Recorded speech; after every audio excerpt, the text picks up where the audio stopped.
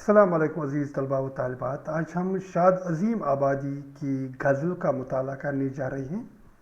تو آپ ہمتن گوش رہیں تاکہ ہم اس غزل کو پہلے اونچی آواز میں پڑھتے ہیں، اس کے بعد ہم اس کی تشریح کرنے کی کوشش کریں گے. تو مطلب ہے، تمناؤں میں الجھایا گیا ہوں، کھلونے دے کے بہلایا گیا ہوں اس کوچہ کے ہر ذرے سے آگاہ، ہوں اس کوچہ کے ہر ذرہ سے آگاہ، ادھر سے مدتوں آیا گیا ہوں.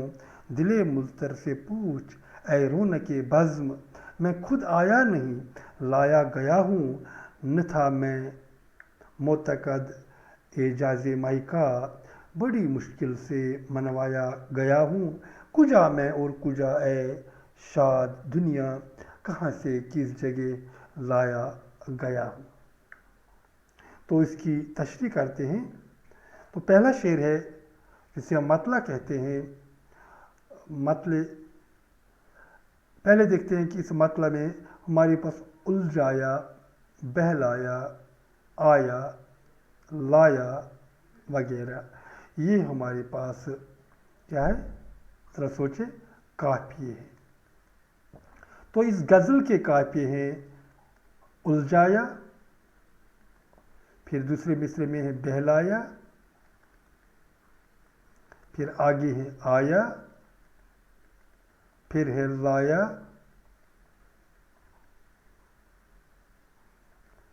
تو اس طرح ہم نیچے دیکھ سکتے ہیں باقی بھی قافیے ہیں منوایا اور لایا، منوایا اور لایا.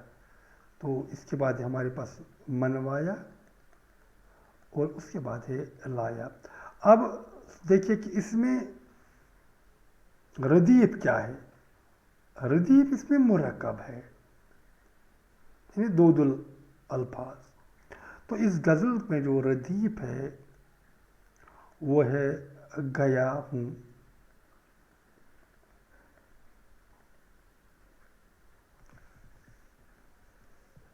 تو قافیہ بھی ہم نے جانا اور ردیف بھی ہم نے جانا. اب غزل کا مطالعہ کرتے ہیں. تمناؤں میں الجھایا گیا ہوں، کھلونے دے کے بہلایا گیا ہوں. تمنا کہتے ہیں خواہشوں کو،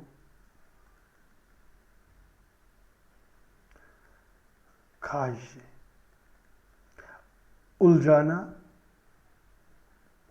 یعنی باندھے رکھنا.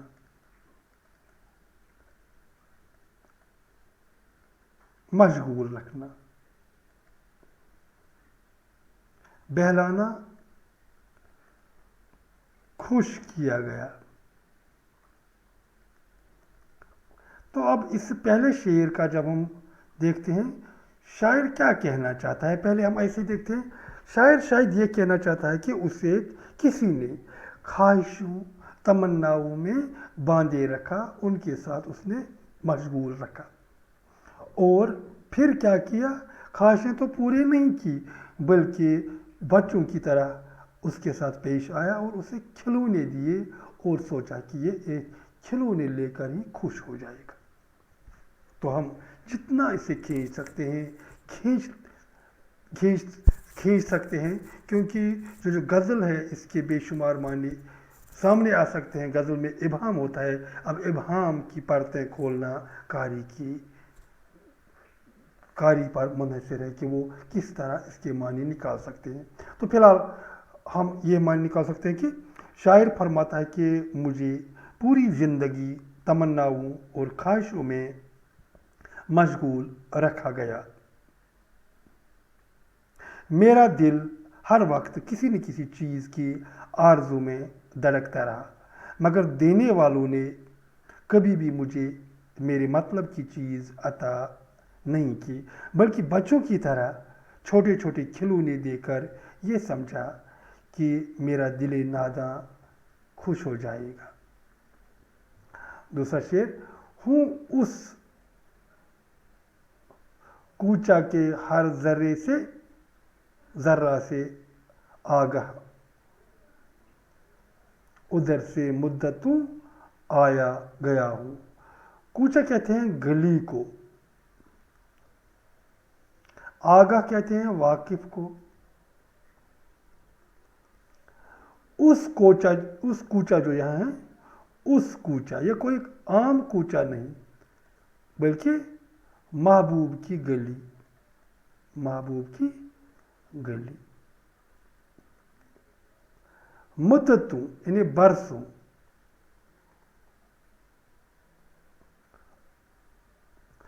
शायर कहना चाहता है कि वो महबूब की गली की हर जरे से वाकिफ है। इसकी वजह यह है कि वो उधर से बरसों, एक मुद्दत तक आया भी है, गया भी है, पढ़ा भी रहा है। तो इस शेर की तशरीह करनी ज़्यादा मुश्किल नहीं होनी चाहिए। तो जब हम इस शेर की तशरीह करेंगे, शायर फरमाता है कि मैंने महबूब के कूचे का ज़र्रा ज़र्रा छान मारा है। ऐसा क्यों न हो, क्योंकि मैं लंबे अरसे से उसी कोचे में पड़ा रहा हूँ। मुझे अब उस कूचे के तमाम नशीब व फराज मालूम है। अगला शेर, दिले मुज़तर से पूछ ऐ रौनके बज़्म, मैं खुद आया नहीं लाया गया। दिले मुज़तर, मुज़तर कहते हैं बेकरार, बेकरार। दिले मुज़तर बेकरार दिल, दिले मुज़तर बेकरार दिल, परेशान दिल। रौनके बज़्म, यहाँ तजसीम कारी हुई है, तजसीम कारी यानी रौनके बज़्म से मुखातिब हुआ जाता है, यानी बज़्म की रौनक, रौनके बज़्म।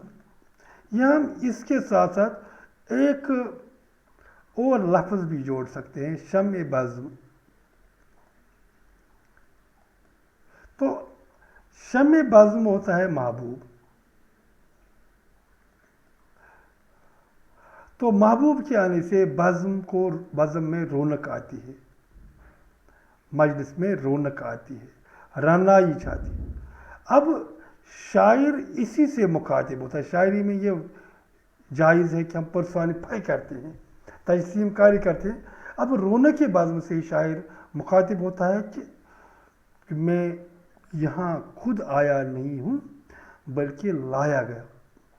और अगर आपको कोई शक है, आप किससे मालूम कर सकते हैं? दिले मुज़तर से, यानी बेकरार दिल से।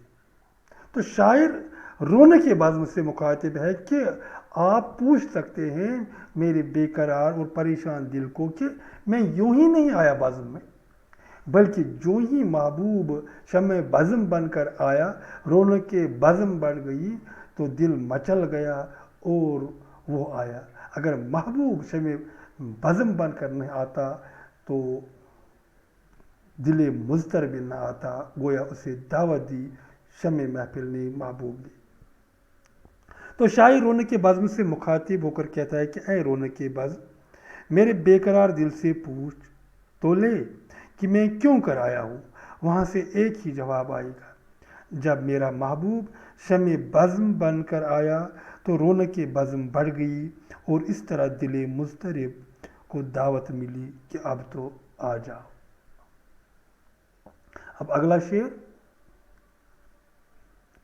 न था मैं मुतकद एजाज माई का, बड़ी मुश्किल से मनवाया गया।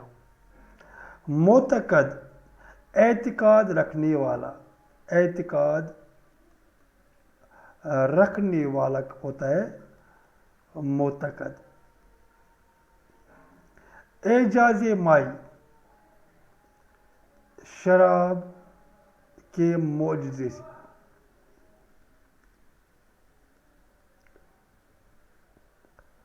तो शायर कहता है कि मैं कभी इस बात पर एतिकाद नहीं करता था, यकीन नहीं करता था कि शराब में भी कोई मौजज़ा है जिससे इंसान हासिल करके बहुत इतराता रहता है, बहुत खुश होता है।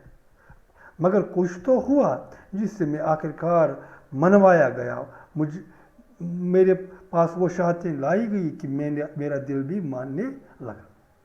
तो तशरीह कुछ ऐसी करते हैं। शायर फरमाता है कि मेरा शराब के मोजज़ात में कोई अकीदा नहीं था। मैं इसे नासमझी से ताबीर करता था, मगर जब से इश्क में मुब्तला हुआ हूँ, दिल इस मायकशी का खुद मोतकद हो गया और इसके लिए बेकरार रहने लगा। अब आखिर शेर की तरफ बढ़ते हैं। कुजा मैं और कुजा ए शाद दुनिया, कहाँ से किस जगह लाया गया हो। ये इस गज़ल का मक्ता है। कुजा कहते हैं कहाँ को, कहाँ में और कहाँ ए शाद दुनिया। ये शायर अपने आप से मुखातिब होता है कि मेरी बात अलग और दुनिया की बात अलग, हम पोल्स अपार्ट है, दो मतज़ाद चीज़ें हैं। कहाँ से कहाँ किस जगह लाया गया हो। तो इस मक्ता में कौन सी बात शायर बतलाना चाहता है, इसको हम सम अप करते हैं।